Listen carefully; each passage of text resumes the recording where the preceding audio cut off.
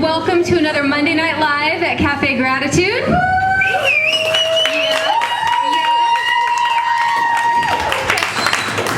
Thank you for sounding like such a huge crowd. I love you for that. Oh, you are? Yes, you are. My name is Shea, and together with my partner Steven, we organize and host the Monday Night Live events, and we want to just thank you for taking the time to come out here again on another Monday night. I recognize many of you, and those that I don't, please sign up on my newsletter list. If you do like the talk, you'll get video access to all the talks. I video every single one of these, and we've been doing them since January, so you might find some topics of interest to you. And you'll also get updates every week as to who's showing up the next week, so you might like being on that list. I also want to say that we just moved our office. I have only mentioned this a couple of times, so I want to thank, since they're here, I just want to thank Dr. Olaf Vernath and his wife Tara, which I'm stuttering now.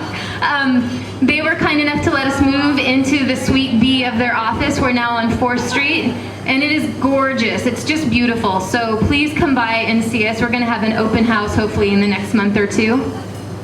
We've got Melissa Mango with us tonight, which I am so excited about. But before I give her a real introduction, I want to tell you who's coming up. Next, we've got Jennifer Kornbleet next Monday. She wrote, what's the name of her first book? Raw Food for Two? No, it's Raw Food for... Yeah, Raw Food Made Easy. Raw Food Made Easy. It's a really great, I can't believe I spaced on it. It's a really great book. And her second book just came out, which is called Raw for Dessert. So she'll be here talking about that next Monday.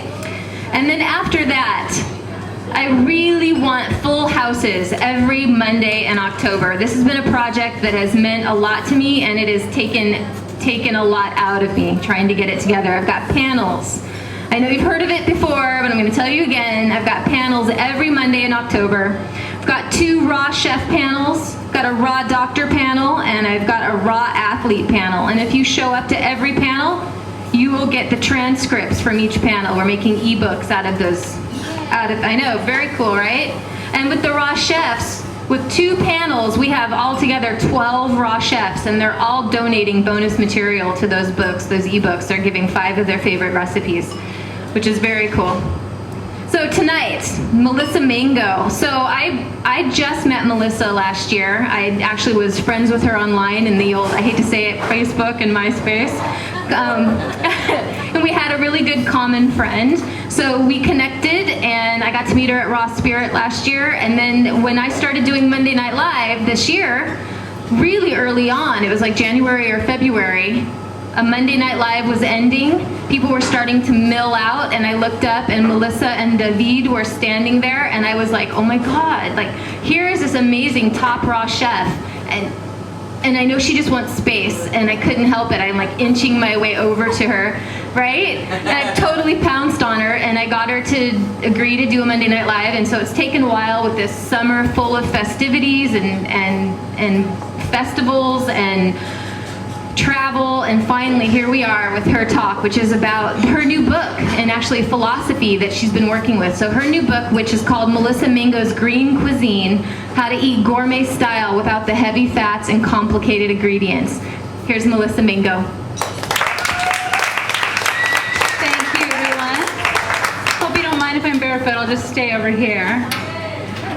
I want to make a couple announcements. I was going to announce Dana's birthday, so she's accepting pieces of pie and shots of wheatgrass, right? You can deliver them over there. I want to also thank Shea and Steven for putting so much effort and love into this amazing community, and I mean, what a resource it is to be able to come here and eat dinner and hear what other people have to say and different philosophies and learn for free. That's awesome. So thank you. Now normally I give talks with blenders and food processors and food and toys in front of me, so this is a new one for me. But I'll keep the general idea the same, is that I like to keep questions coming as I go, and the reason for this is because I like it very interactive. Helps me get organized and relaxed, and also it just keeps it so you guys get everything that you need out of the talk as well. My philosophy is not just about, tonight I'm going to be talking about how you can fix your meals and kind of plan your week without being too fanatical. And I think that it's important for long-term balance if you want to thrive on live foods for the long term. I'm also going to be talking about, well, the philosophy and also how to do the food. So we're going to get to both of those. I guess I'll start with my story because everyone wants to know. I started doing raw foods about 2001. I was doing dance competitions, and I had a personal trainer that mentioned to me, hey, why don't you try raw food? Now, at the time, I was on a bodybuilder diet or a dancer diet of just, you know, heavy protein and lots of vegetables and the protein shakes and whatnot.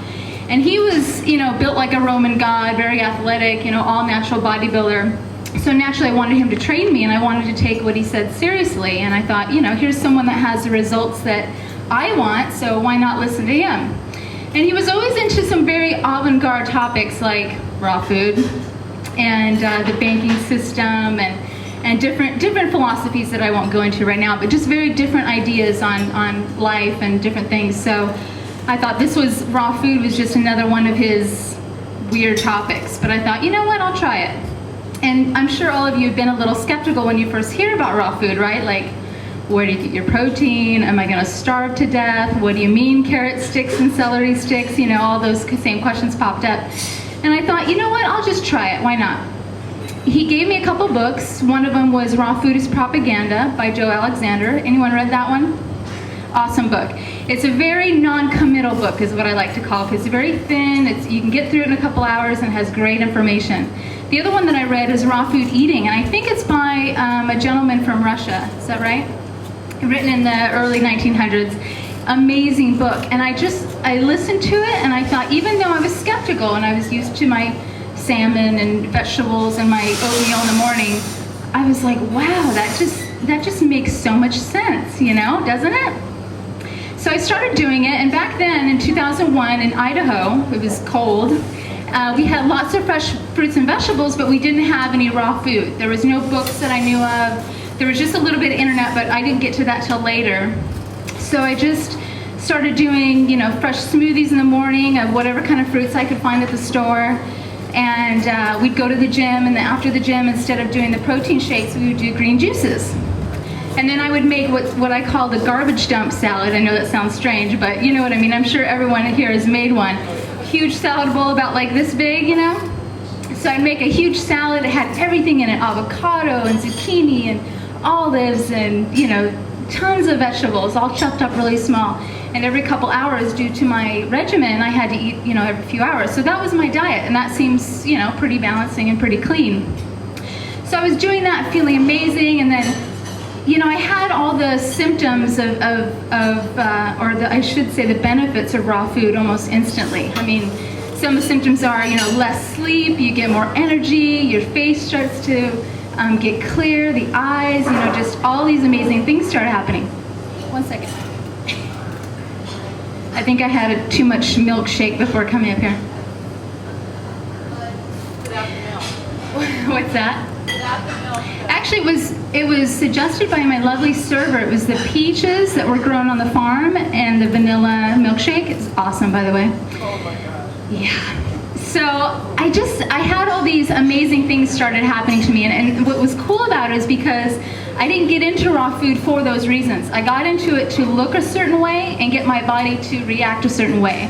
I wanted to get really lean, I wanted to get muscular, and I wanted to win this trip to Jamaica. So when I started, yeah, exactly. So when I started doing the raw food and noticing that even my thought patterns were changing, like I've always been a very nice person and, you know, good deeds and, you know, humble sometimes. Just this sense of well-being came over me, and I felt just amazing. And there's nothing, I mean, I'm sure everyone has experienced that. There's just nothing like it. And when you start noticing it, you're like, wow, just because of my diet, it's so amazing. So I kept doing it, and then I started getting into catering because I was the only person making raw food in the area. I started being asked to make cakes and pies for people and doing classes, and that's kind of how my professional career started. It just kind of happened because there was no one in Idaho doing it. So I started doing that, and that led me to the Tree of Life, and I was a guest instructor, and then that eventually led me to open my own restaurant in Los Angeles, and doing different classes and events and speaking engagements and also consulting. So that's the gist of that.